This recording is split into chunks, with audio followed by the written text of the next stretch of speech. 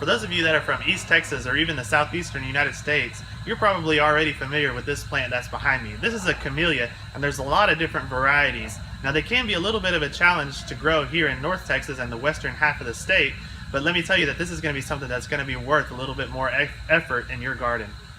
Now there are two main types of camellias that you're going to encounter in the landscaping business. One of them is going to be the Sasanqua variety, which are going to be these smaller leaf types, and the other type is going to be Japonica, which are these larger leaf. And the Japonicas usually have a larger bloom as well.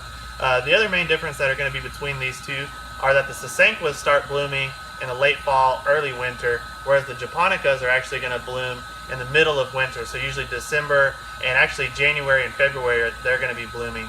And so they're really spectacular, and they're a really fun plant to have whenever there's not a lot of other stuff blooming. The camellias are actually putting on a show.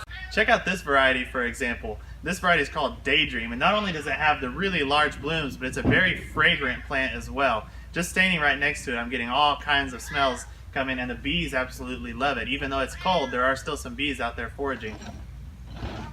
Now remember, whenever you plant camellias here in North Texas, you want to try to replicate some of the soil conditions that you're going to find in East Texas. East Texas is known for having a little bit more of an acidic soil. They've got all the pine trees and things like that. So what you can do here is actually add peat moss and lots of compost and organic matter into our soil to try to lower that pH down and give them something that's going to be a little bit more suitable for them. And the other thing you want to consider is to give them a little bit of reprieve from the afternoon sun. They're going to be happiest in a spot where they get full morning sun and then actually get afternoon shade. And then, especially on the Japonica varieties, we're going to have a really cold snap. You may want to consider covering them up so that the blooms don't freeze off of them.